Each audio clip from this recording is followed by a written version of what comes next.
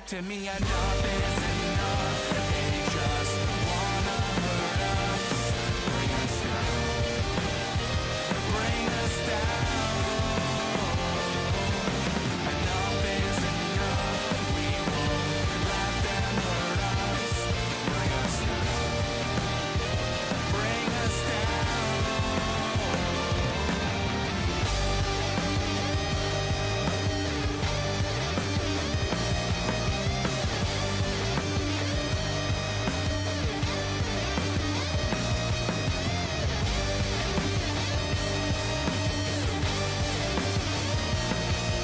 Enough is enough. You won't bring us down. Bring us down.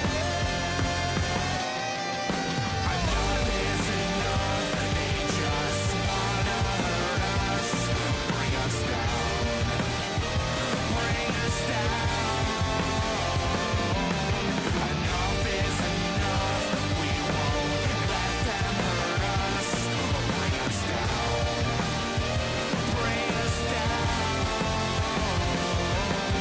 Enough is enough. Enough is enough.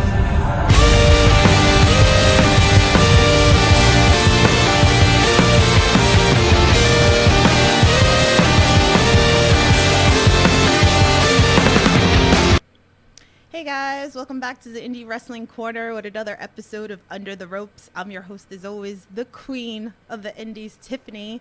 And today, this is a fan favorite axe from a bunch of you guys, so I made it happen for you guys. So welcome my good friend, CPA. What's going on? Hello, how are you? Long weekend. I'm sleepy, but I'm here. Well, thank you for joining us onto this podcast today. I appreciate that you're here.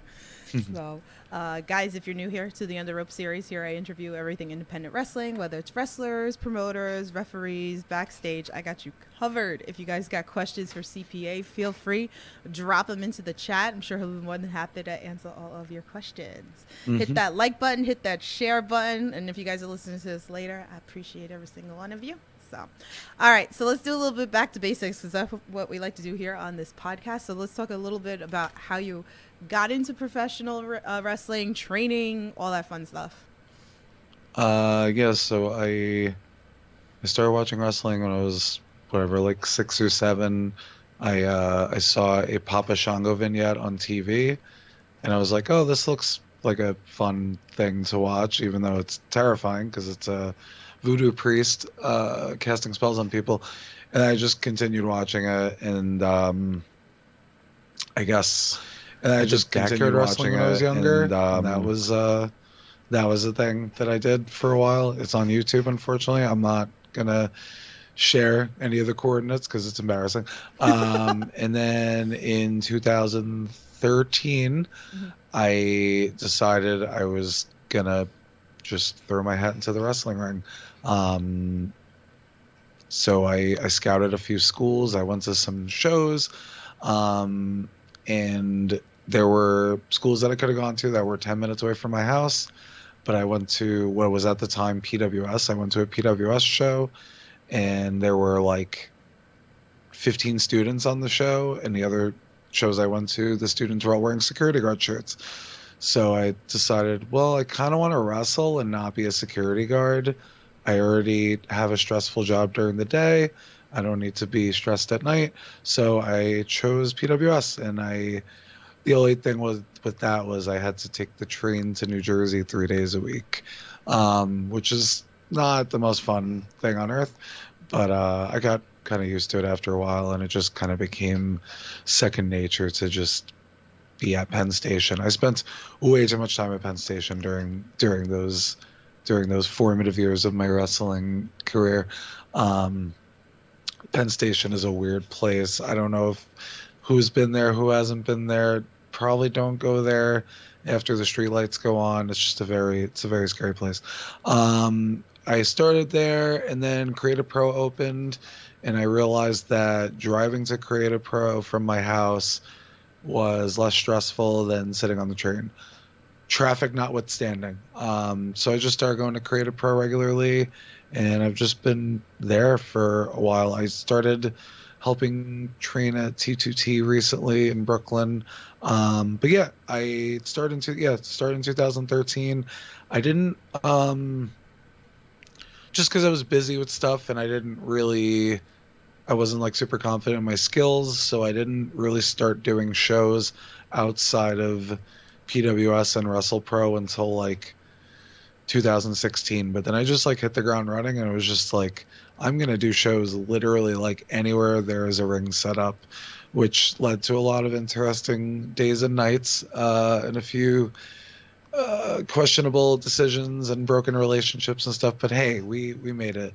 If you're about the destination, take a flight, I guess, is the way we can quantify my decisions. But yeah, that's what I've been up to. A lot of highs, lows, and creamy middles, and weird stuff in between. And here we are. And, New York over here. I mean, I'm a city girl, so I definitely feel you going into Penn Station. Oh, boy.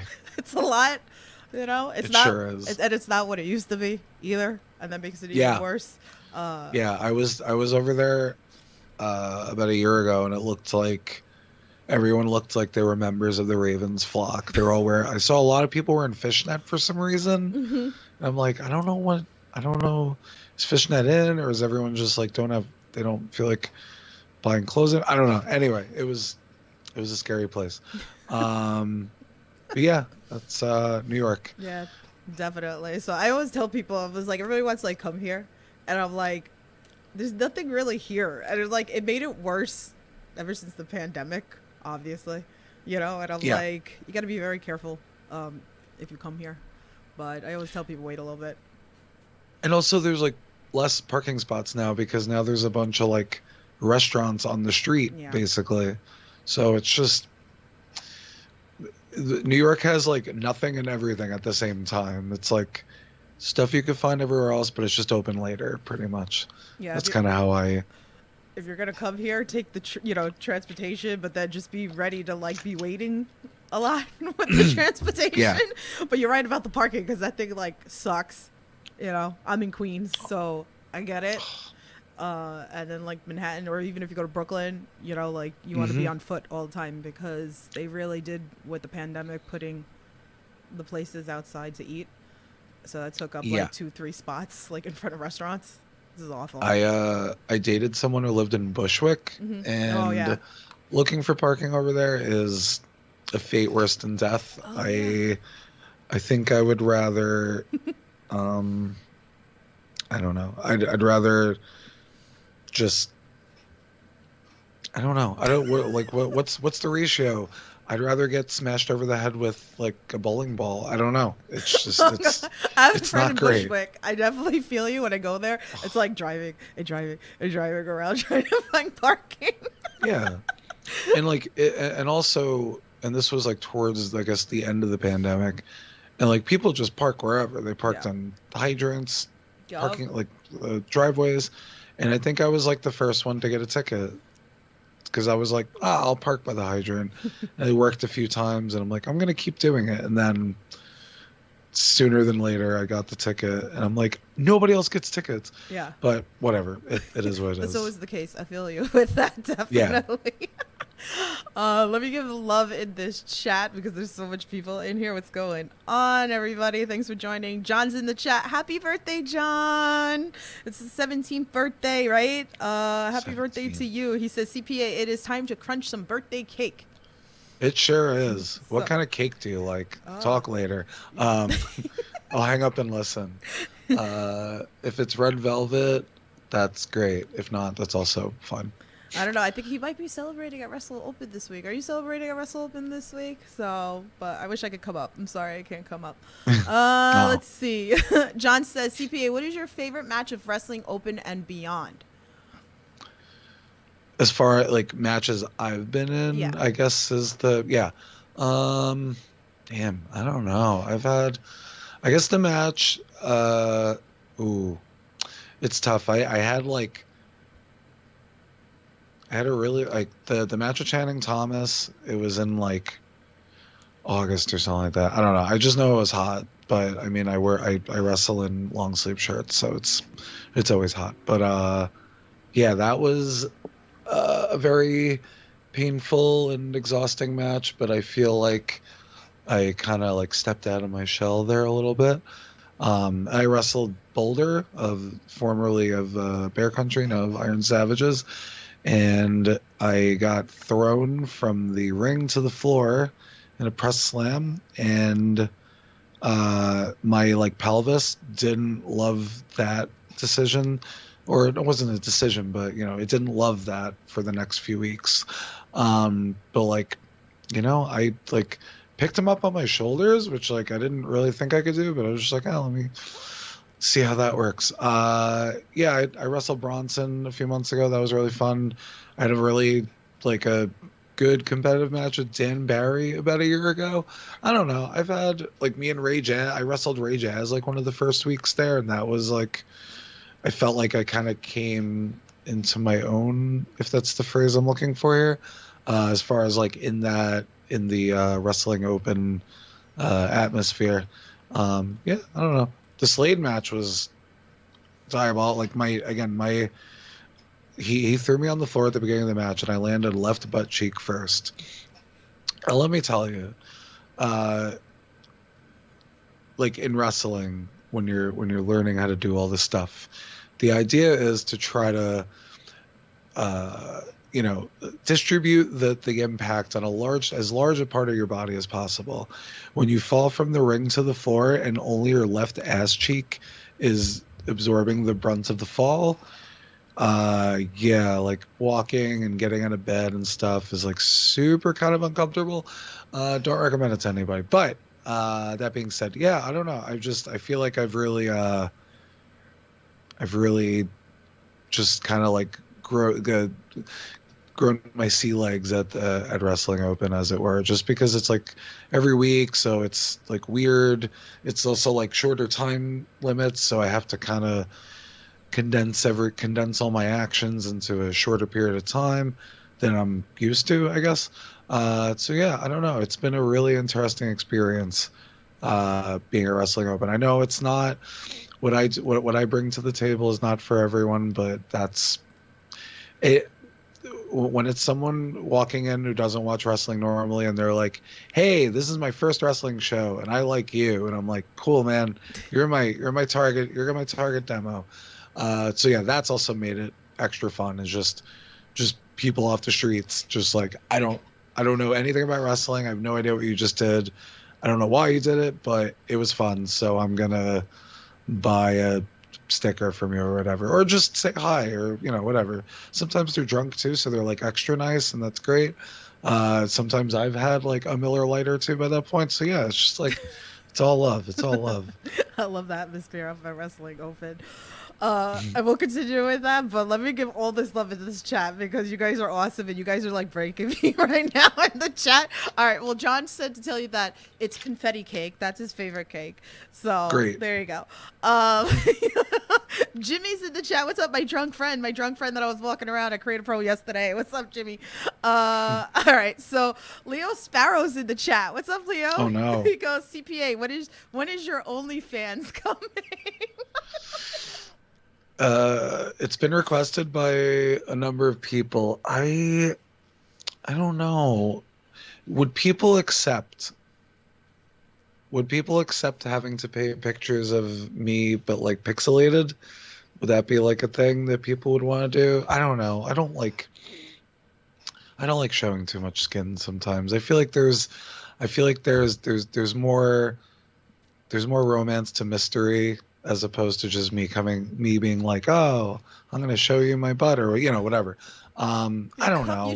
You could cover it with like inflatable like calculators. And, right? like, yeah. Okay. we might be onto something there. I feel like we might be onto something. This could work. Definitely. Yeah, I think so. There you go. All right. Well, I'll talk to my people and I'll see if they could figure out this OnlyFans thing for me. There's a lot to work here. So yeah. All right, who else is in the chat? Captain Dave, what's going on? Captain Dave, Triple T, what's up? I don't even want to say your name in the chat because really, but it says, "Hi CPA, big fan. Do you like chickens?" And then his follow up was, "Can I claim my chickens as dependents for my taxes?" So, yes, I think. I don't know. Do you?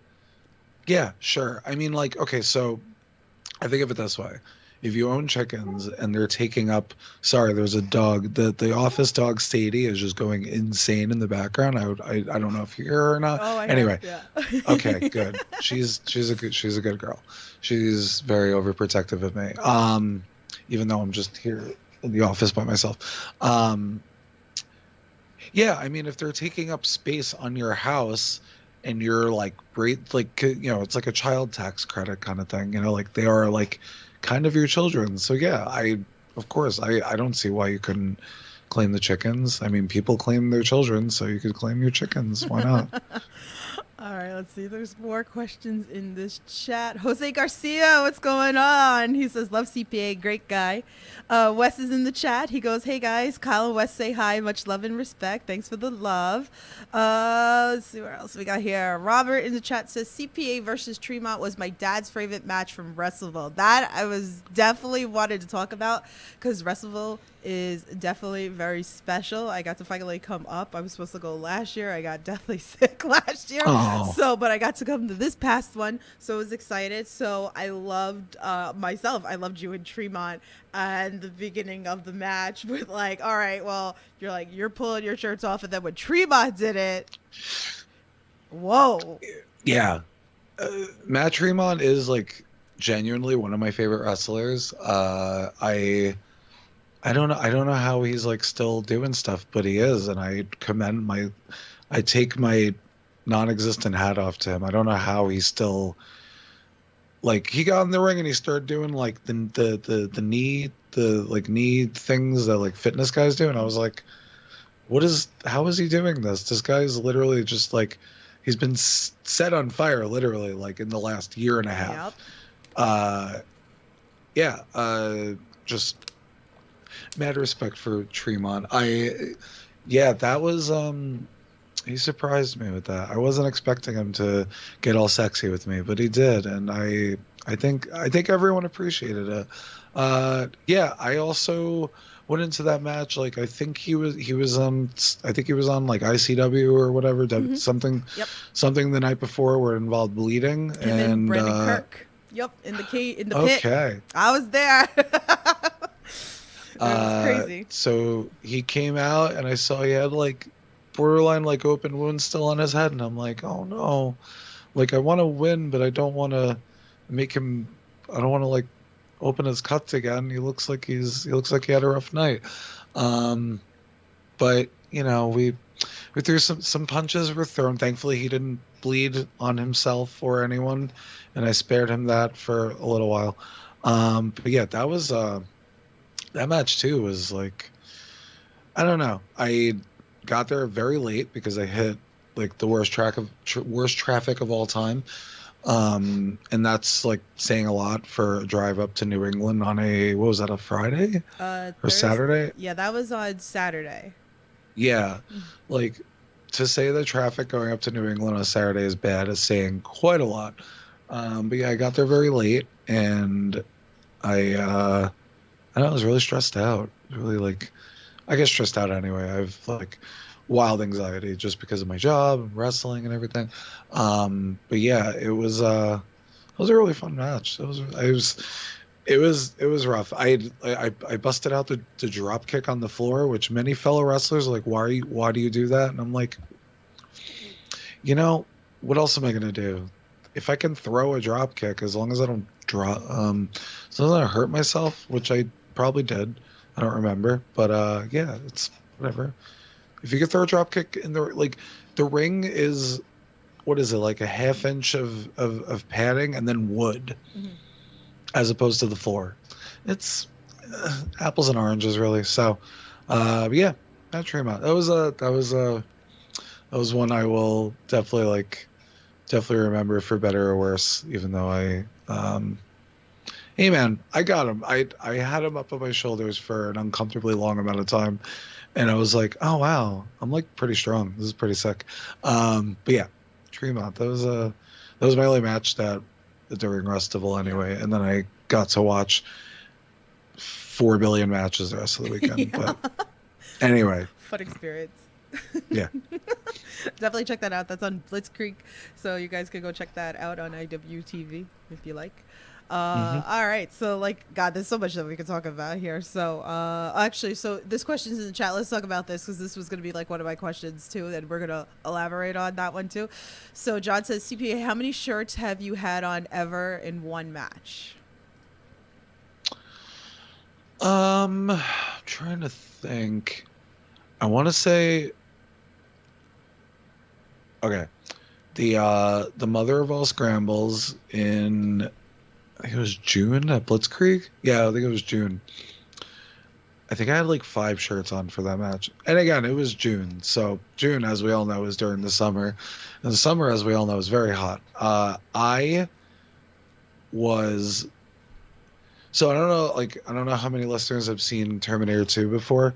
But like when T1000 like becomes liquid, that was me, but just like me, not T1000. I was literally like I was just sweat by that point. I wasn't even like a human being. Like yes, I won, but like I think part of the reason I won is because like Travis Huckabee like couldn't physically get a hold of me because it would have been like trying to pick up a bar of soap in the shower after I'd fallen on the floor. I think I'm still sweating from that match. Like I went outside, I hung out with my friend afterwards, after the show, and we were sitting outside. It was like 2 hours later. I was literally still like, I still was sweating, actively sweating. And I was wrestling for like 45 minutes. So I think 5 is like the record as of right now. I don't know. Sometimes I just, unfortunately, it's a hazard of the job. I've been hit in the head a few times, and I had a few, you know, white flash moments. So sometimes I just put on shirts and I forget how many I have on, and then I go out to the ring and I'm like, wow, I'm really sweaty. I should probably take this off. And I'm like, oh, here's another one. Okay. So yeah, I think 5 is the record as of right now. Okay. Stay tuned though. Who knows? You gotta up it. Who knows? We're taking bets on the podcast. How many do you think you can put on? Also, so like generally I wear medium shirts. Sometimes they have a small, sometimes they have a large. I just kind of grab them, try to vary it, try to layer it, you know. So like, It how depends. many like do you like keep in stock? Do you constantly always like adding like, you know, into the wardrobe? Yeah, so I tend to go to Target to buy my shirts, Mhm. and I understand that that's a little less cost effective, but there's a reason. Mhm. Shirts at Target are higher quality. They're always slim fitting because I don't like showing a lot of skin, but I do like at least showing like something resembling a physique, you know, because I want to look like a wrestler and kind of psych out the opponent a little bit, you know, because obviously I just come out there and I'm like, oh, hi, accountant, CPA guy, and I'm wearing like a button-down shirt and pants. I don't like look like a wrestler on first sight. But yeah, I like to wear slimmer but stretchier clothes generally. Mhm. So yeah, Target. I had a bunch of the shirts rebuttoned recently. So I'm getting a lot of usage out of it. So it ended up working out. Production wizard of Beyond and Wrestling Open, Coral, got his mom to rebutton a bunch of my shirts. So it was great. For a quarter a button, imagine that. That's Hey. crazy. I was like, I will literally give her any amount of money to do this. He was like, it's fine. I was like, no, it's not fine. I will literally give her like basically a blank check. Just like what I just need to do this instead of buying more shirts, because also a lot of the shirts that I have that I like are no longer in stock. So You just I gotta be mass economical buy, about mass this thing. buy. Yeah. Buy in bulk, pretty much. Let me give love to this chat. Eric's in the chat. He goes, CPA is easily one of my favorites on the independents. He's an amazing storyteller wrestler, and his multiple shirt gimmicks are so hilarious. Great technician and comedy wrestler. CPA is so underrated. Thank you. It was Eric. Yes. Eric. ERIC or Yeah, ERIK? ERIC. ERIC. Thank you very much, Eric. Love that. I love I it. just I like instinctually ask people how to spell their names. Like if I'm like doing yeah, like if they buy an 8x10 off of Mhm. me, literally they could say Mike and I'm like MIK. You never know. Yeah. You never know. Some people spell their names weirdly. I don't know. Oh no, I But get anyway, it. thank you, Eric. I get that too because people do that to me with Tiffany. So it's like, oh, is it with an I? Is it with a Y? You know, is it two F's? Is it one F? Like I get Yeah, it too. So yeah. you never know. Like no, the normal way, the one on the store. Pretty much. So, all right. So I want to talk about a match that I was at, and I was like, this was like one of my favorite matches that you were in was you and Kennedy Copeland at Pizza Party Pro. The 9 to 5 match. Oh my Yeah. god, this was hysterical. This is on IWTV. Go check it out. Shout out to Dan. I love him so much. Like a pizza got delivered during the match. Like this was Hmm. just crazy match. So talk to us a little bit about this. Talk to us like how this came about, you know, favorite moments, working with Kennedy. Uh, yeah, Dan, Pizza Party Dan, friend of the show. He just messaged me and he said, "Hey, what's your like specialty match?" And I'm like, I don't know, like a office death match. I don't know. What would you? I was like 9 to 5 street fight. He's like, there's something there. There's something there. He's like, what are the rules? And I'm like, I don't know. It's just a name, really. I don't know. No rules, I guess. Like we could just hit each other with stuff. Kennedy, however, went the extra mile and ordered a pizza. Not peel the curtain back a little bit. I am lactose intolerant. So pizza is not exactly on the top of the list of foods that I should be eating, because my tummy will hurt. Like I will be brave about it, but my tummy will hurt. And I assume Kennedy ordered the pizza, and then I got curb stomped into the pizza, which like I guess normally it wouldn't be a favorite part of the match, but I ended up winning the match, so I guess like it wasn't that bad. I didn't like actually eat the pizza. Well, okay, I guess some of it probably got somewhere in an orifice near my mouth. But yeah, that was wacky. I think she hit me with a keyboard at some point, and all the Yup. keys went flying over the place. Yeah, that was that was also the first time I came out to my current music, which starts up with my double main girl Shania Twain, and it like the intro hit and I came out and everyone was like, "What the fuck what is this guy doing?" And I'm like, "Let's go, girls, come on." But yeah, that was. I have picked. That was another. I think I was only wearing one shirt for that match, maybe two. I don't remember. Also, like Dan provided me with an intern, and like he wasn't that great either. He had like this whole like pie chart thing going on. And I'm like, no, just be my intern for the night. Just help me out. Like you don't have to like be cheat. You don't have to like cheat or anything. Just like be there. Make sure I don't like do anything silly. You know. And he ended up just being a detriment. Sometimes the interns are hit or miss sometimes. Yeah. But yeah, another diabolically sweaty day for CPA. I think I fell into Staples at some point. I don't know. Sometimes these office themed hardcore matches get a little out of hand. I had one with Slade, I think like a month later, and my body still hurts from that match. There were like water jugs thrown around, and again there was like a keyboard thing happen. It was just again, sometimes these matches get away from me a little bit, and I just gotta try to control myself a little bit. I was like, I have to talk about this match because I was like, No, this yeah, was a hysterical fair. match. I was like, I was there for that. I enjoyed the hell out of that. Oh my God, I see all you guys in the chat. All right, let's go through here. All right, so here, actually, since you brought Shania, the triple T in the chat says, CPA, would you rather a live intro of Shania saying "Let's Go Girls" or Taylor Swift doing acoustics, "The Boys Are Back in Town"?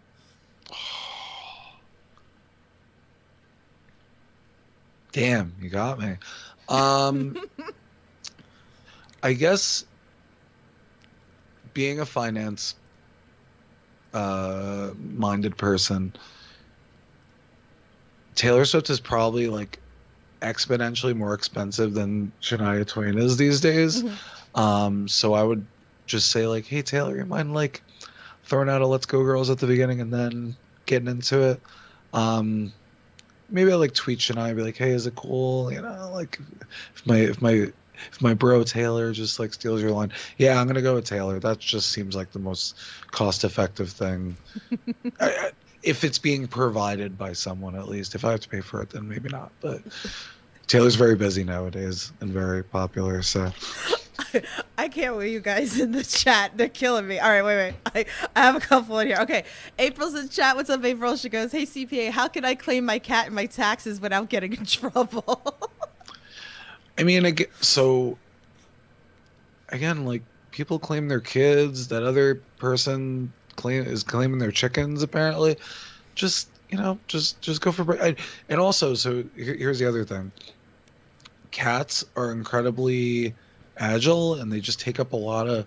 They just run back and forth a lot. So like really like if you treat your cat as like kind of like your laptop. So like your cat, people talk to their cats and they give them a lot of info and they just like trauma bomb their cats sometimes. I've done it. I don't have a cat, but I've trauma bombed people's cats sometimes. Sometimes I don't know the people, but anyway, yeah. So like that's kind of your conduit between like you and all the things that are going wrong. And your cat can take up literally your entire house because cats, again, famously are very agile. So like the way that you would, if you're a work from home person, you can claim your desk as like real estate. Like my desk I bought my desk for my job and it takes up, I don't know, 7% of my house. So 7% of what I pay for my house, I have to claim. You can literally go nuts with the cat because the cat takes up so much room. Again, in small increments of time, in small increments of space and time. But yeah, go ahead. And if not, just say that the cat is your child. I don't know. Go nuts. I encourage creativity with April activities. There you go. Thank you, Eric. Thanks for always doing these awesome interviews. You're welcome. Well, thanks for listening. I try. All right. Much love. There's more. All right. I'm going to get to your question, Tyler, but Dante from VVU's in the chat. He actually he put a question on Twitter, but he's in the chat. He goes, CPA needs to rank his top 3 Creed songs. And he goes, it's Dante from wrestling. Hi, Dante from wrestling. It's CPA from also wrestling and accounting. If Dante was in front of me, I mean, like, is there a way that I could virtually shake Dante's hand? Because I feel like it's like disrespectful if I don't. Anyway, whatever. It's fine. It's fine. Wrestlers are so weird, and they just feel the need to. Okay, sorry. I need to just address it here. I know this is a positive. This is a positive podcast. You can go with it because, like, the question he asked on Twitter was, "Can you ask him to explain how important it is to shake people's hands the second you see them at a show?" So we can go there, then we can go back to the top 3. Okay, I'll sidebar real quick. It's not that important. I'm sorry, guys. It's not like 1980 anymore. Like, you don't have to. Okay, I hope he's not listening to this or watching this, and if he is, I hope he doesn't get offended. Yesterday, someone involved with the Cap show. Okay, so like picture it. I'm literally doing this, drinking a bottle of water, probably the same bottle. Like that, at like a 25 degree, whatever. Okay. He comes over and he, like, in an effort to say hi to me, and he elbows the arm that I'm drinking water with. And then he says, "Oh, I'll wait until you're done drinking," so he could shake my hand. And I'm like, "Hi, what? Why do we have to do this?" So for all you wrestlers out there, it's not super important. Just hey, any validation is great for me. Honestly, I'm a simple boy. Just say hi. If you want to, if we're like bros, sure, let's hug, let's kiss, let's do all that stuff. It's not necessary though. Not super necessary. Sorry, I just had to put that out there because it's like it's borderline like an inside joke with some of the cat boys where we'll just run, literally like if you're standing there like left hand in pocket, right hand just kind of idly hanging down by your side, we'll run up to the other person and shake their hand even if they're not ready for it because sometimes I feel like that's what happens. Anyway, sorry. Top 3 Creed songs. Oh man. Okay, I'm gonna take the easy route. Number 1 is My Sacrifice. Just it's such a good Hell song. yeah. It's iconic. Number 2 is One. One is like, and you know what? One is one because It's sure one. we'll The do obvious. Ichiban rules here. Number 1 is One. Number 2 is My Sacrifice. Number 3 is Ichiban. Ichiban rules. Ichiban rules. Number 1 is One.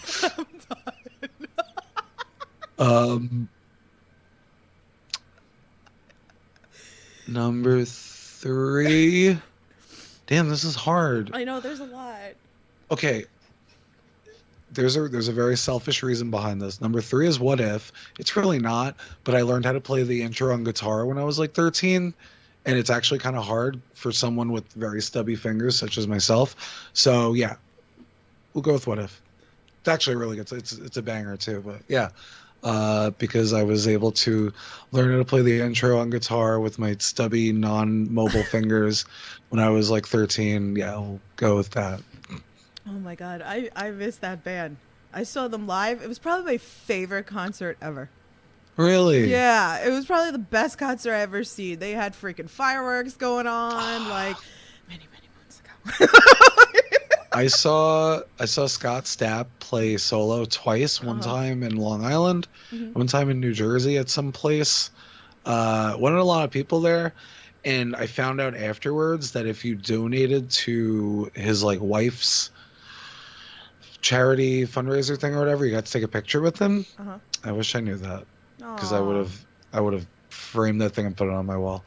Maybe blown up and put it on the side of my house or something like that. But yeah. Great show though.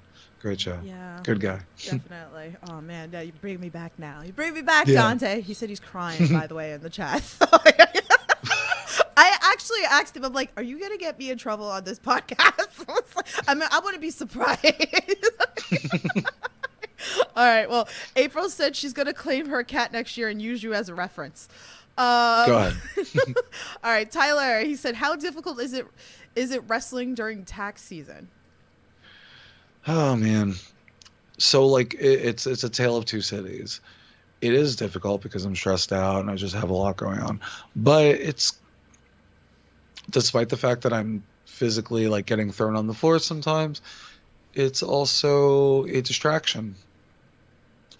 So I don't know. It depends on like this weekend was incredibly stressful because I had work all week and I had like stuff going on and I had 2 shows on Saturday, 250 miles apart from each other. That was wildly stressful, especially literally, and I'm sure you're like at least marginally familiar with this, literally as soon as you cross the border from Connecticut into New York, everyone just stops moving for no reason. Like there's no accident, there's not like an elephant in the road, there's nothing. Everyone just says, all right, I'm gonna stop now. Like I don't know what it is. Like here's another thing, like New Yorkers, for all you New Yorkers out there listening, just drive straight. Thank you. Just drive straight. You'll get to where you're going. You don't have to stop. And stop rubbernecking. It drives me crazy. Like, Okay. why? Yeah, so like I saw that recently too. Okay, I was on the southern state about a year and a half ago. There was a car. I'm looking into the camera. I'm looking into the windows of all of your souls right now. There was a car. It was pulled over, but 2 of its wheels were on the road. The entire right lane was open except for, I'm talking like half an inch of tire was on the road. And people were like fighting each other to get out of the right lane so they can avoid being too close to the car or something. Maybe they thought the 6 feet distant thing during the pandemic applied to cars too. I don't know. But like honestly, bumper to bumper traffic added 20 minutes onto my trip because because their driver's side wheels were sort of on the road. Just drive straight. It's great. It works wonders. Believe me, it's great. Tyler rebuttal said, "Are you sure the elephant didn't get out of the road before you got into it? There are no elephants here." Okay. Here's the thing. I was driving to a Wrestle Pro show one time, and I was in the Holland Tunnel, and we were dead stopped for 25 minutes. I turned my ignition off at one point. We were sitting there for so long. And that was the day that I came up with the elephant theory, because I was like, there's no reason. We're in a tunnel. Did it break? Are we gonna like? Is there water is gonna be happening soon? Why are we sitting here? So that's the day I came up with the elephant theory. Some people think it's funny. Some people think I should just accept that there's traffic. But no, I'm not accepting it. Just drive. Literally just drive. It's super easy. Just hit the gas. If you have gas in your car, the rest will work itself out. It's great. It's just I love all the wrestlers that live in New York that feel me about like going places, and that it's so annoying. Me and Matt Vertigo were talking about it the other day, and we were talking about going from New York to New Jersey and how much of a pain in the ass it is between the Verrazano Bridge, the Gotham Bridge, this bridge, that bridge. It's so freaking annoying. And then it's not even sometimes like going in, it's coming home. That's a freaking pain in the ass. I can't. I feel you. I feel your pain. The Ridgefield Park building. Ugh, it's the worst. I'm sick of wrestling there anyway, just because it's like, I don't know. It has to be. I don't like driving there. It's mileage wise. It's so close to my house. I can never find a quick way to get there, ever. Yeah. It's like 20. All right. Let's ballpark it and say it's 35 miles away from my house. Yeah. Minimum. No matter what, I can leave my house at 2:00 in the morning and be like, I'm going to get there like 12 hours early. Sleep outside. Sure, whatever. I'll still be sitting on the George Washington Bridge. Because last time I went there, I tried to go through the Verrazano and then come up. Mm-hmm. But like that didn't work either. That like nothing works. It's just cursed. It is. And then getting home. It's 10 o'clock, 11 o'clock on a Saturday night. What is everyone doing? There wasn't that many people at the show. If it was like WrestleMania where like everyone's trying to leave at the same time, sure.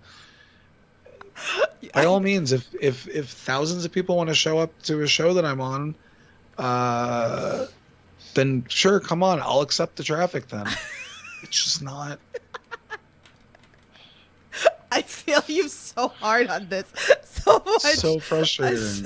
I'm only, if there's no traffic, 35 minutes. I'm in Queens, 35 minutes to Ridgefield Park. There was one day I took Akira. It took us 2 hours to get to Ridgefield. What the fuck? Like, why? I don't.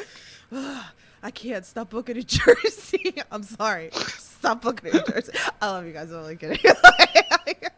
Anyway, all right. Let me get to some of my questions because I'm getting all you guys like all your questions in here. All right, let's talk a little bit about C4 because it's definitely a promotion I definitely want to talk about because a lot of wrestlers have been going up there recently. So shout out to C4 in Canada. Much love.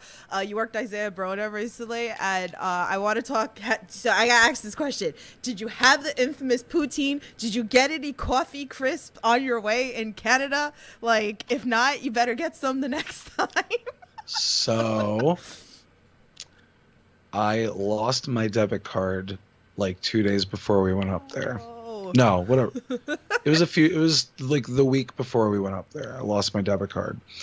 And my bank used to give you temporary cards in the event that your card got cracked into, whatever. Yep. They do not do that anymore.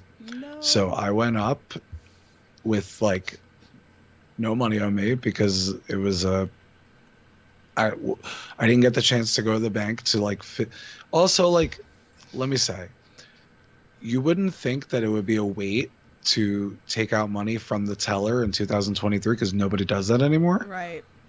You would think wrong. I went to do it the first day when I realized like, oh, I don't have my debit card, and I was in line for like 20 minutes, and there were like 7 people in line. I'm like, what year is it? Why? I should be the only person doing this right now. Anyway, so I didn't have a lot of money on me, or any really, and I didn't have a money receptacle thing. Eventually, I sold some merch and got paid to wrestle, thankfully. But no, I didn't try poutine. Something that's called cheese curds doesn't sound appealing to me. I haven't tried it. I'm dying to try it. I know. It just sounds like it sounds like it would hurt my tummy, honestly. It just doesn't sound very tasty or appealing. I'm a picky eater too. Maybe I'll try it eventually one day. Maybe I feel like I did try it, maybe, but I don't remember if it was good or not. Yeah, cheese curds. Change the name of the thing that's in there. Maybe I'll try it, but that sounds really like cheese curds. It sounds like demonic. I don't know. Anyway, I didn't try any. I had Tim Hortons though for the first time. They have like rice bowls there. They were good. And then I discovered that there is a Tim Hortons at a Bola Market gas station contraption like 5 blocks away from my house, and they just built a drive-through. Oh. So I'm going there soon. But does it taste the same though as in Canada? Because I we're have gonna one find here out. too. I have one by my house that's like 3 blocks from my house. It does not taste the same. Okay, And- we're gonna find out. And I had a Canadian come down here and try it and tell me if it tasted the same, and they were like, no. All right. I just guess burst we this don't have to bubble. find I'm out sorry. It's okay. I'm It's sorry. okay. Well, you gotta try it, and then like the next time I see you, when I do like a backstage thing at a promotion Yeah. workout, you gotta let us know. So. Yeah, we'll do some Tim Hortons content. But C4 was great. You know, Oh, I it got to work was- C4. I mean, I know Yeah. the fans are great up there. They were. It was one of those situations where I came out and I'm like, okay. Probably none of the people here have seen me wrestle before. Also, we were the second match on the show. The first match was an Iron Man match that went a full 60 minutes. So I'm like, oh man, I hope they're not like rowdy or like annoyed or whatever that like the match ended in a draw. And I walk out and everyone's like, what is this guy doing? And then Isaiah walks out and everyone's like, oh, you're going to die, homie. You're done. You're like cooked. And I was like, nah, I got this, guys. And they were like, you don't. You really don't. Like, we can't stress enough how much you don't got this. Yeah, Isaiah's a big tough boy. Other than that, though, it was great. A fan in attendance, bought me a beer, and he was like, "What kind of beer do you want?" I was like, "Oh, whatever, just dartboard. I don't care." He came back with Labatt Blue, and I used to drink Labatt Blue pretty regularly back in the day. And they had a lime variant that apparently they didn't exist in Canada. It only existed here. Oh, wow. But he came back. He's like, "Oh, they didn't have whatever it was." He's like, "I got you Labatt," and I'm like, "Thank you." It was, I don't know. It was a very weird, heartwarming moment for me. Aw. But yeah, C4 was great. And then I did Barry wrestling the next day. Yeah, that was really cool too. Similar situation. I came out to crickets because nobody there knew who I was. I think I was in the ring for like 75 seconds because it was like a battle royal situation. And the promoter DM'd me the next day. I normally don't. I'm not good at taking compliments. But he DM'd me the next day and he's like, you came to the ring to crickets because nobody knew who you were, and you got thrown out, and everybody booed the guy who threw you out. He's like, so I want you to come back. And I was like, Aw. oh. Aw. And again, I don't take compliments very well because I don't know. It's just, I don't know. But yeah. So Canada was really, that was a pretty like fun, fruitful weekend for CPA. Me and Bobby Orlando drove up to Canada together and we were trying to park in one of the parking lots, and that was the other thing. Like, I didn't have a debit card, but I was trying to use my PayPal to do it, and it kept denying my PayPal even though I had money, and I was just like, Oh. it was such a disaster. And we ended up parking like a half mile away from the building. But yeah, that as a CPA Bobby Orlando road trip goes, chaos, complete chaos. A few years ago, him and I did a show in West Virginia. And we were driving back. I was driving, he was sleeping, and I think I had like Brand New on, or some band that was just like a driving music. And I was like vibing. And I'm like, oh man, we're driving, and there's nobody on the road. And I'm not used to driving over 10 miles an hour. And then like I look, and I'm like, oh, we have 0 gas. Cool.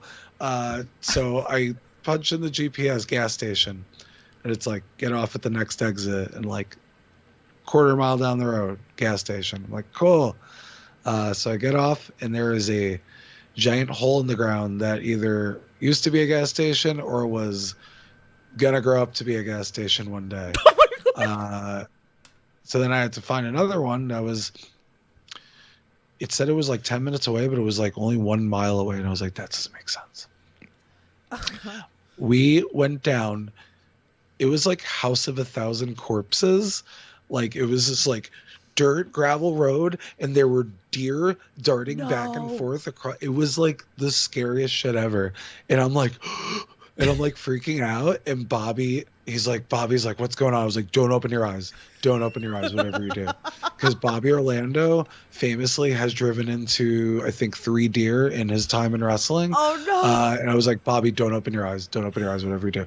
Because there were literally deer just darting back and forth across the road. It was terrifying. We got to the gas station. It was closed because I guess in West Virginia, it's not New York, where gas stations are open 24 hours a day. It was like 4:30 in the morning, and the gas station opening at 6. I'm like, all right, we're staying until they open, because I literally, if I drive another block, I think we're gonna run out of gas. Wow. And that's like a tame CPA Bobby Orlando road trip story. Usually gets a lot more chaotic than that, but yeah. Oh my. Yeah. Canada was fun, though. Canada was fun. So, Tyler wants to know, what is your favorite beer?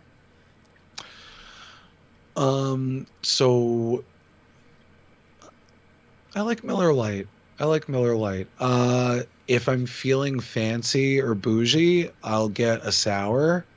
If it's at like a crafty place or a brewery, I'll get a sour. There's a brewery in Newmarket, New Hampshire. I think it's called Deciduous Brewing. And they have a beer there called like Lollipop Forest or something like that. It's a sour. It's like a blueberry raspberry sour. The best beer I've ever had in my life. But it's a brewery in New Hampshire, and I don't live super close to New Hampshire. So I've only had it once, but it was the best beer I ever had in my life. But yeah, Miller Lite is usually my go-to. It's usually cheap, and it's like I don't know. To me, it's like the water of beers, where like it's not super overpowering, and it's like kind of refreshing. And I've been roasted and hazed by some of my beer liking fellow wrestlers because it's not the highest class of beers. But hey, man, I like it. It's fine. Some people some people take their dates to McDonald's. Other people take them to Peter Luger's Steakhouse. I like Miller Lite. What am I gonna do? There you go. Hi, Luke in the chat. He's missed the pod. We're still going. I still got a bunch of questions from like fans here. So let's keep it going. All right. Yeah. Well, actually, let's talk about this before I go into the other fan questions that we had on like Twitter. But I want to talk about our friend Jay, hot tie-dye guy on Twitter. Much love to him. I tagged him because I was like, I have to tag him, at Wrestling Open. You know, every time that you're there, you kiss him on the head. I mean, he said, "Ax, what's it like kissing me weekly? Heavenly," he said. It is. I am Jay. Okay, so the steps at Wrestling Open are a little wobbly, and like the last thing I need to do is hurt myself before I even wrestle. I'm already accident prone as it is. Jay literally and figuratively holds it down for me. And the first time I was like, I asked consent first, and he said yes, and I kissed him on the head, and I was like, it's the least I could do. I just feel like, you know, sometimes I'm like, if we smooched a little more, we would like probably be less angry at each other all the time. Just as long as it's consensual, you know, doesn't have to be like a big like movie kiss. Just like a little kiss on the head, like, hey man, thanks, I appreciate you. You know, it's the little things sometimes. That's all. In my opinion. Hey, that's all that matters. A little wholesome kiss. I like it. I like it. It's sweet. All right, let's do some of these fan tweets that we got. All right, we got one from Good Cop, Bad Cop. So he loves the best of everybody on my podcast. So he said, with CPA being an anagram of Pac, who is the bastard of the Indies? And then he said to me, he goes, it was either this or what is your favorite cap? The bastard of the Indies. So like, is it someone who resembles Pac, or is it just someone that I personally think is like a bastard? Yes, I would think that who you personally think is a bastard. Okay, we're gonna go with Kip on that one. Evil Kip. Yes. Kip and I were tag team partners for a few years, and he has turned into a sourpuss of a human being. To the point yesterday where I was standing by the door in like the little merch room, and everyone who walked in and said hi to me, I told them to go bother Kip, just because I wanted to see him shake. You know, I just wanted to see him struggle a little bit. Only a few people took me up on it, unfortunately, but it was entertaining. It was sure entertaining. Yeah, Kip is definitely that. He's that guy. My favorite cap, I don't know if I understand the question. A hat, pretty much. My hat? Yeah. Gotcha. Okay. My favorite hat is the little hats with the spinny guys on top. Yeah. I've never worn one, but I remember like there was a Calvin and Hobbes strip that I read when I was a kid, where Calvin ate a bunch of cereal and saved up the little UPC things to get the spinny hat because he thought it was going to help him fly, and then he put it on and he didn't fly. Aww. And you know, I'll never forget that. Sorry, Calvin. Okay, we have another fan tweet from John. He says, best tax loopholes. I'm giving them all to you right now. Just like literally, if you can find a way to claim space in your house as like a business expense or like a child related expense, do it. Just do it, man. So I don't smoke my own supply. I got my taxes done about a week and a half ago by another guy who I've been going to since I was like 17. Yeah, I gave him all my stuff, and I was like, yeah, I got like the wrestling stuff too. He's like, oh, how much have you spent on your supplies, everything? I'm like, do you mean button down shirts? He's like, sure, if that's what you consider supplies. I'm like, well, let me tell you. And I just gave him a bunch of Target receipts, and he's like, okay, that's great. Supplies, there we go. Yeah, so like, you know, be creative. I am, and I'm, you know, and that's unrelated to me being a wrestling CPA. Just be creative. There you go. All right, shout out to the next questions from Everything Pro Wrestling. Much love to him. Go check him out. I think he's still live on his channel right now. He goes, what are your thoughts on the Sarbanes-Oxley Act? The what? I'm sorry. I'm very tired. I've had a long.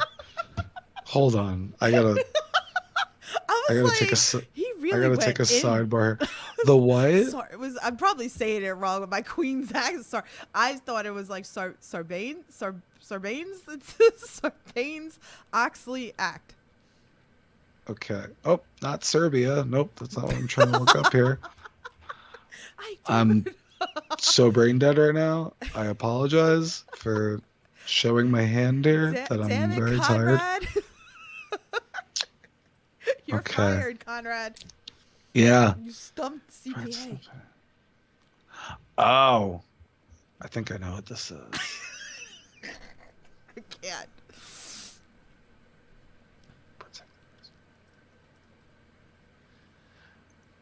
I don't know if it's what I think it is. Again, I'm a little like sleepy right now. Corporate. I don't know. It looks like a lot of mumbo jumbo to me.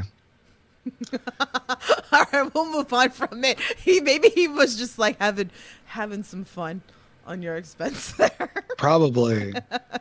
I didn't even know what it was. I was like, okay. I was like, I think I know what it is now, and I don't like it. There I you really go. don't like it. All right, so I don't want to get into political all things right, here, so yeah, I'll just say no. Let's not. We're doing positive thing here. All Yeah. right.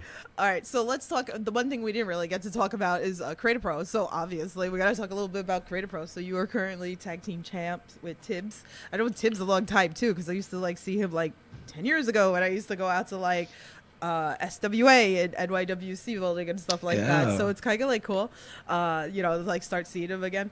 Now I've like ventured all over the place, and then like when I come back here and start seeing everybody and stuff like that, that's pretty cool. But Creative Pro was yesterday. Definitely check that out if you didn't get to watch it on Twitch. So definitely that was a fun time. So Wild show. Yes, Wild definitely. So talk a little bit about that. I mean, if you want to, whatever, I'm giving you the platform to talk anything you want to talk about with Creative Pro.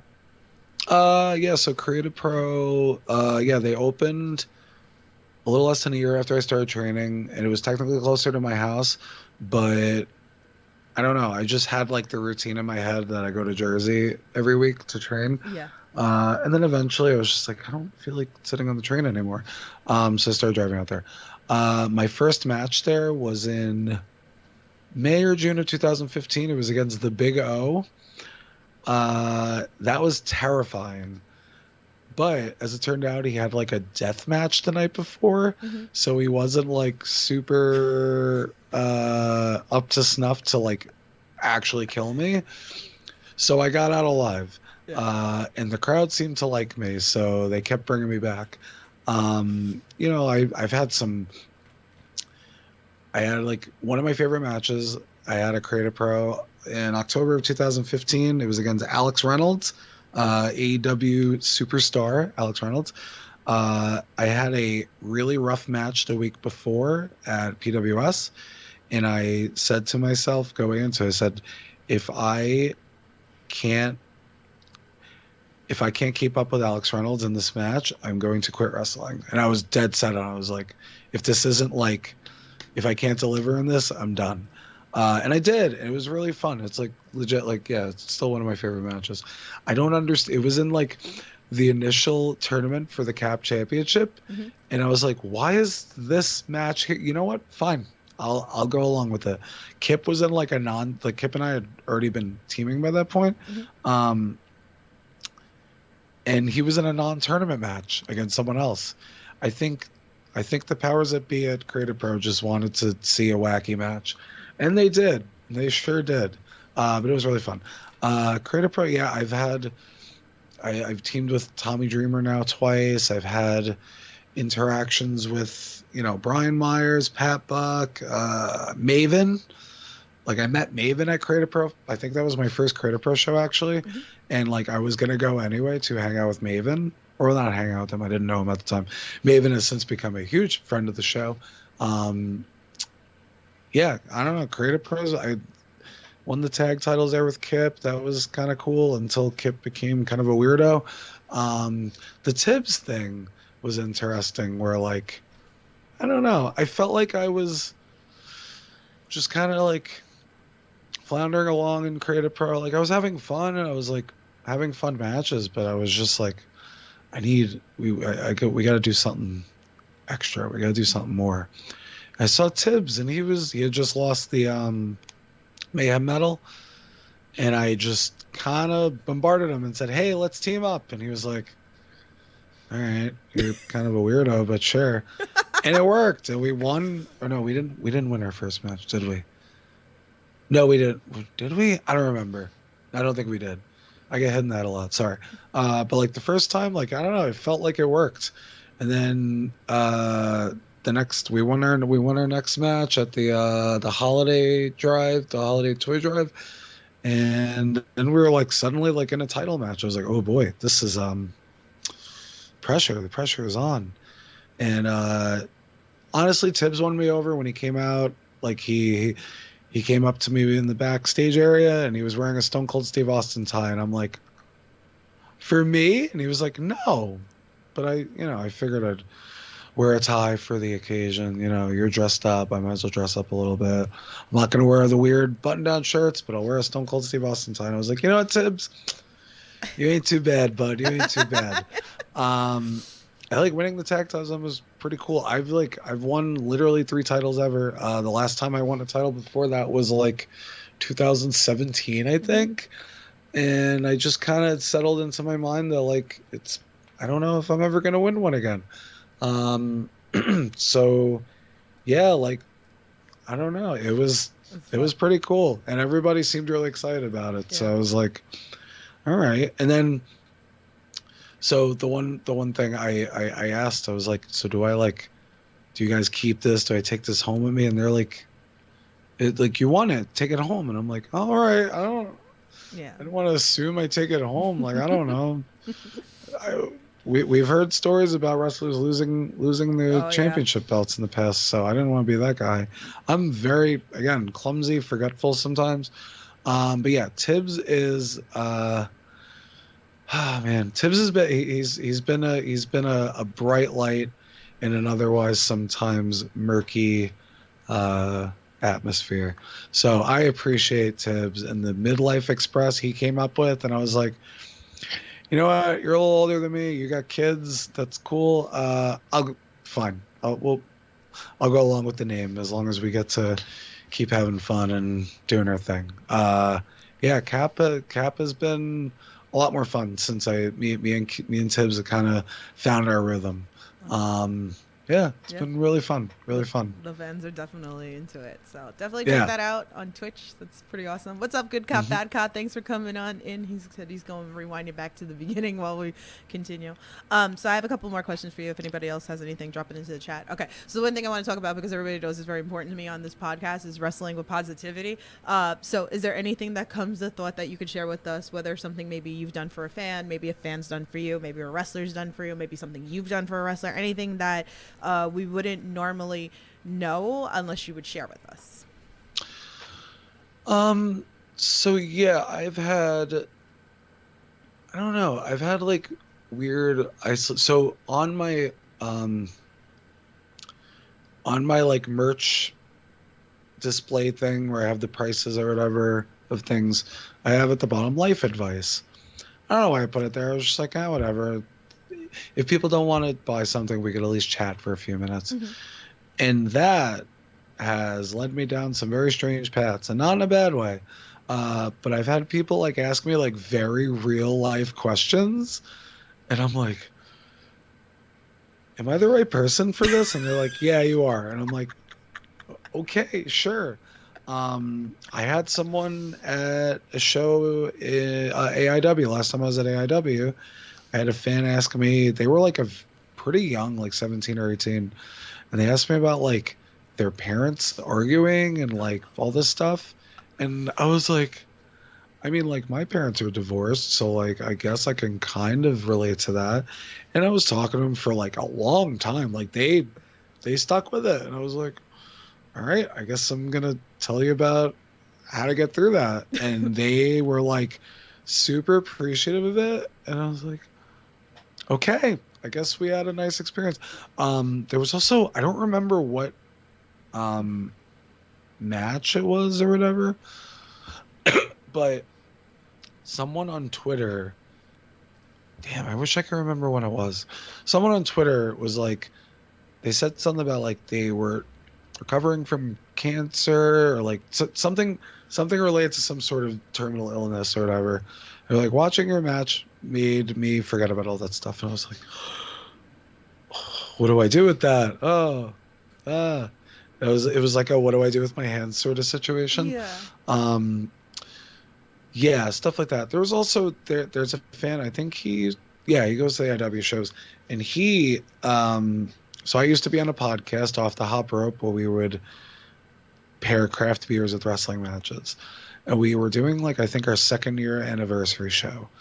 And I wasn't like super public about it, but I went through a lot of very scary, very real, like personal life things during the first probably a few months of the podcast. And I didn't get too deep into it, but I was just like, like this podcast like kind of helped me out a lot with just kind of helped me forget about the very real, very not comfortable things I was going through in my personal life. And one of the guys who listened to it regularly messaged me and sent me like this really long thing. And I read it and I was like, he's like, I didn't know that you were going through stuff, but like I was going through stuff too. And I'm glad that like, I don't know, like through some, I don't remember the exact verbiage, but basically it was like, I'm glad that you were able to kind of forget about stuff because I was able to forget about stuff by listening to your podcast. So, yeah, I don't know. There's just the life advice thing has been very strange because again, I've had people come to me with like very real things and I don't know, unless I know you particularly well, I open up to people, but I also understand that not everybody wants to hear certain things. Yeah. And I'm very aware of that. And I'm very like, I don't know, I'm like self-conscious about opening up about, I've had a plethora of very not comfortable things happen to me in the last like 10 months to a year. But I haven't been like super open about it just because like you guys want to, hopefully you guys want to see me wrestle. You guys don't want to see me talk about my relationships and all that stuff. But just people coming over and like asking, hey, like, how do I, I just got my degree. What do I do now? Or like, and again, it's like questions that maybe I'm not qualified to answer, but they ask it. And it's kind of like, I don't know, it kind of grounds me a little bit because I'm like, whatever I think I'm going through, like someone else is going through potentially something much more serious, much more like time consuming, much more like energy consuming. And to get a little personal, I started going to therapy like last year at some point. And through that, I've been able to also kind of like help people out a little more with stuff because like I'm learning a lot of stuff about myself. And I don't know, it's just like I feel like vicariously through wrestling, I've been able to channel what I'm learning about myself and helping other people maybe like through a little silly thing of advice. Like, hey, like I'm having trouble talking to a girl or whatever. And I'm like, hey man, this, that, and the other thing. I'm probably not the person to ask because I've been through my relationship hurdles, but this is what I have learned not to do. And like, I don't know. Again, I'm probably not the authority to ask that sort of thing too, but I do appreciate being asked because, again, I can kind of channel what I've learned about how to deal with my own things, and then I kind of learn something by talking to someone else because maybe they'll come back at me with something like, yeah, but this, and I'm like, oh, good point. Well, maybe you could do this. Yeah, I don't know. There's through. I feel like I foster like more positive energy from fans because I don't really harp on negative stuff, especially like it's so easy to fall into that on Twitter, especially with like people are like just really just crazy on Twitter. Like, let's just watch wrestling and enjoy it. Yeah. Like like I believe me, I'm very well aware a lot of wrestlers have a lot of terrible opinions. But just ignore it. Like it's pretty easy. Same thing as it's easy to drive forward. It's easy to ignore dumb shit that people say. Right. Especially again, like wrestling is entertaining. It's entertainment. Bringing things that make you stressed out into that space is going to make the thing that's supposed to be taking you away from that even more stressful. Right. And that is very counterproductive to the point of pro wrestling to me. So yeah, I don't know. I encourage everyone to just be a little more yeah, just like channel more of the good stuff and ignore the bad stuff. Definitely. Yeah, play stupid games, win stupid prizes. If you're gonna focus on the bad stuff is gonna grow. So don't just like watch wrestling and have fun. That's it. Exactly. If somebody does something stupid, if somebody says or does something stupid at a show, obviously be like, hey, shut the fuck up. Which I also encourage everyone to do that because people also don't do that, and it bothers me that people don't do that and they wait until the day after on Twitter to be like, hey, this guy said this terrible thing last night. It's like, should have just Well, you got to be brought careful it too up. because people are crazy. You don't know what they're gonna No, do. I know, but I don't know. Anyway, I'm gonna go off on a tangent. All right, let's bring back. Yeah, reel it in, reel it in. Yeah, That's just let's have more fun and All right. More fun. Woohoo. Yeah. yeah. All right. What's some goals of 2023 for you? I wrote down a few goals.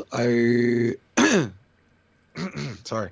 I would like to wrestle in the UK or like just somewhere not continental United States. Like I've wrestled in Alaska, which is really cool, but that's technically the United States. I've wrestled in Canada now. Mhm. I don't know. I would like to see other parts of the world because I really haven't been to a lot of places. Right. And wrestling there would also be pretty sweet because I watch wrestling from everywhere because I like watching weird wrestling from other places. Even if it's not so great, I like watching it and I want to be a part of it. So yeah, wrestling in other countries is on there. And I don't know, just like being I don't know. I don't want to be in the office anymore. Like I know this looks very glamorous. Just I don't want to be like getting signed, but like I don't know, just like being a full-time wrestler would be great. And I know that's on me. It's mostly on me. And I'm trying I'm like putting a lot of eggs into this basket. So I'd like to do that. And also just like my like ultimate goal that I think is it's the most attainable goal I have, and it's a goal that I've had every year since I started wrestling, is just getting more people into it. And like this kind of like goes back to what we were talking about at the beginning, where it's like random person never watched wrestling before comes up to me and says, hey, I don't like wrestling, I think it's stupid, but I liked what you do, and I want more of that. The fans that we have are mostly great, but I want more of them because we need more. We need more. We need more like people kind of like to at Wrestling Open because Yes. even me like going up there, like I definitely see the massive difference. I know I talk about this with a lot of the wrestlers that come on here that work Wrestle Open, and I was like when I first started like going up to like some of them, and then like I love everybody up in Massachusetts. They've been nothing but like open arms, and I'm the crazy New York girl that drives up to Wrestle Open by herself, drives the 3 hours to come see everybody. And I always say that it's fun because I get to see a lot of people that I'm used to from New York, New Jersey, whoever I see kind of cross with the New England scene. So that's pretty awesome. But I also noticed like a lot of them aren't like that hardcore fan like maybe I am, and they just come and they're like, oh God, what's the guy's name? The Reverend that he was like, I love Brother Greatness. Greatness, yeah. Yeah, and he's like, well, no, the fan that's the Reverend, the priest that comes. There's a fan, and he was telling me that he came one day, wasn't into wrestling, found Brother Greatness, and that's why like he was started coming every week to Wrestling Open. That's what I'm talking about. It's great. So I love it. it's Mike. Shout out to Mike. That's what it was. There's so many people there. Okay, Mike. Yeah, Mike. Shout out to say you. hi to me on Thursday because I'm not sure. I can't picture your face. Yes. So he's there. He's always in the front row, in the, on the seats at Wrestle Open. So Okay, I always probably there. know who he is. You Never know who mind. he is though. Yeah, So I shout do. out to Mike. But we have talked about it like with a lot of the fans. Like I'll recognize people. Like I recognized Abs one day, and like he's like I don't want the fans, but they didn't know who he was. So like I know who you are. I was like clearly. I was like, but that's like it's just it's amazing. If anybody can like get up to Wrestling Open, the atmosphere is amazing. I love the fact that they take pictures every week. I love that. I do more of that at other promotions, and and I love it that they get like invested, hang out, drink, and just have fun for 2 hours. That's what it's supposed to be. So, all right. So I got one final question for you. If you guys have anything else in the chat, please drop it in, and then we'll get into social medias and what you got coming up. So, all right. So I like to end it in, positive for those amateur inspired wrestlers out there. What's a piece of advice that you would give them? Oh boy. I guess, so the one thing that I will tell newer wrestlers, okay, sorry, I'll circle back to something. Mario Bocara, I don't know, you've probably seen him wrestle like WrestlePro or whatever. He's been at Creator Pro a few times. He said something to me a very long time ago when I was first starting, and it like stuck with me. Find your why. So anyone could just be a wrestler, like, oh, I'm gonna do wrestling moves and I'm gonna do this, that, and the other thing. Find like a reason why. So like literally every time I wrestle, I have the mindset of I want someone in the crowd, at least one person in the crowd, to go home and the only thing that they remember from the show is me. And that's very selfish, and I understand that, but that's what we should be doing. We should be aspiring to create moments, and I always want to create moments that are unique to me. So I would say any aspiring wrestler, yeah, sure, you can go back and watch the old stuff and, steal the stuff, what's old is new, whatever, and that's great. But like, find what makes you different. So the analogy that I'll use is, if someone creates you in a video game, make it so that they actually have to like put effort into it. They're not like, I'm going to create Jumpin' Jimmy Johnson. All right, I'll give him Stone Cold's moveset because he does Stone Cold stuff. Do stuff your own way. And I think that'll make you stand out more, and it's taken me a while to get to even the point that I'm at now, which is, it's fine. But I would be nowhere right now if I was just like, I'm just going to be a wrestler. I'm just going to do whatever. And granted, obviously I take the real, the Monday through Friday job and put it into the wrestling.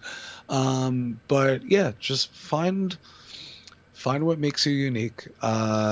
Because, and also the other thing I'll use, and again, this is like probably it's a few steps ahead of like someone just starting wrestling, but I like to, I don't know, I like to think that if you are a truly unique wrestler and you see someone stealing one of your moves, you'll know that they stole it from you.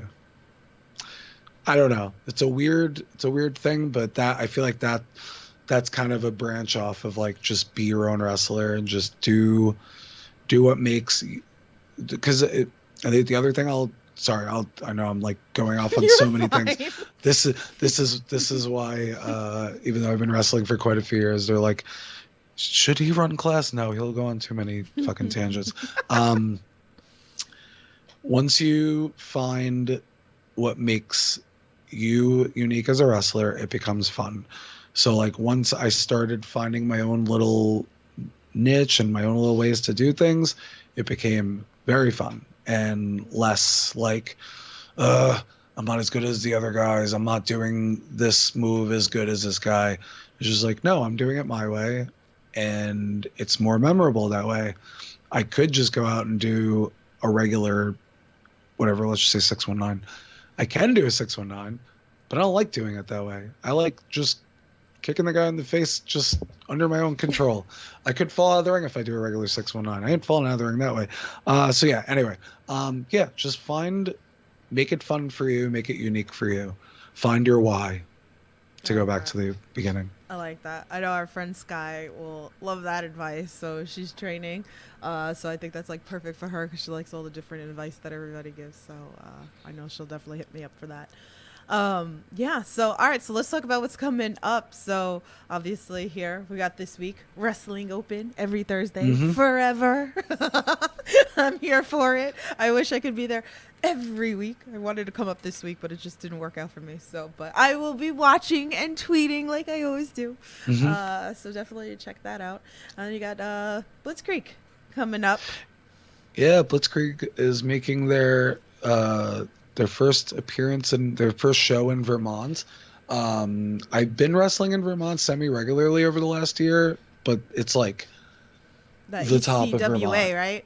ETWA, ETWA, yeah. It's yeah. literally So like many the promotions. top of Vermont. Yeah. It's in the Blitzkrieg is in Brattleboro, Mm-hmm. Vermont. I don't know where that is. I've always like, so the first time I was on ETWA, Anthony Green actually hooked it up. Thank you, Anthony Green, friend of the show. He was like, I just figured you wanted to wrestle in Vermont. I was like, I sure did. And then when I saw where in Vermont we were wrestling, I was like, oh, this is even better. It's literally, it might as well be a million miles away. But like, I don't know. I like that. But anyway, Brattleboro, Vermont, I think front row is sold out already. And if I hope I'm not giving anything away, but as of right now, I believe the theme of the show is kind of a mystery card. Ooh. So you're not really going to know the matches until you get there, which I think Ooh. makes it a little more fun. Obviously, you know most of the people who are going to be on the show, but you don't know what they're going to be doing, and I think that adds a lot of fun and mystery to it. What else do I have coming up? I have I'm so confused right now. I also had like stuff. I think April 15th, I'm going to be back in ETWA in Vermont. April 29th, Blitzkrieg Pro is running and Wrestle Pro is running. I'm not sure which one I'm on, but one of them, certainly. Yeah, I'm on Wrestling Open this week. I don't know. My schedule is very strange. I'll literally... The emails to the office do get a little tedious sometimes, and I think they get a little annoyed with me, but I'm like, hey, man, I have PTO, so I have a show in Berkeley Springs, West Virginia this Friday, so I'm going to leave early. Sorry, bro. But yeah, just follow me on Twitter. I like to think that I'm very good at promoting my appearances. Every match I'm in is the biggest match in wrestling history because it should be. At CPA Wrestles on Twitter and Instagram. I have a Facebook fan page that I have not updated in a very long time for some reason. Don't know why. Someone messaged me on it recently. They're like, I don't know how to get in touch with you. So I messaged your Facebook page. I'm like, Facebook page. Oh, that one. I haven't updated that in a really long time. I guess I should. You need an intern. An intern. All right, who wants to take the job for intern for CPA? Come on. Yeah, someone DM'd me recently and offered to take it up, but I don't know if they were being literal or they were being sexy about it. I don't know. Anyway, that's another story. I get some weird messages. Yeah, so yeah, just follow me on at CPA Wrestles, no spaces, no underscores, just one word. Yeah, and I update there as often as I need to. We don't talk about weird, horrible real life stuff on there. We just have fun on there. There you go. So definitely all those links are in the description below. Buy the merch, support, do all that fun stuff. So yeah, the Pro Wrestling Tees store. During the pandemic, I lost my job and I kind of went into hiding, and some dude named Nick just like hijacked my page, and I don't really have the courage to reach out to him and ask for it back. But there are CPA shirts on there, so if you want to go buy them, buy them. I don't know what that other Nick something, I don't know, whatever, it doesn't matter, ignore him. But yeah, that's my, don't be fooled by the title. That is my Pro Wrestling Tee store. I just don't really have control over it right now. I guess one day I'll email them and ask them for, you know, the password or the magic key that gets me back into it. But anyway, yes, Pro Wrestling Tees. There you go. All those links again in the description below. So definitely go support him, go follow him, go bother him, go, you know. Oh, okay, here's one before we continue on. So like, what's like the favorite treat? So if any of the fans, because there are fans that ask and they want to know and they want to bring you treats or something like that, what is the treat to bring to you? Uncrustables. Uncrustables 12 out of 10, preferably the raspberry one because it has less like sugar in it. But you know what, I'm not gonna be picky. If you want to bring me one of the weird ones that have like, I went to Walmart a few weeks ago and they had a bunch of weird flavors. I was like, I'm not gonna eat those, but if you bring them, cool. You don't have to though. But obviously, like if you're feeling generous, actually a bunch of the students at CAP for Christmas bought me a like giant box of Uncrustables, and somehow I didn't eat them in one day.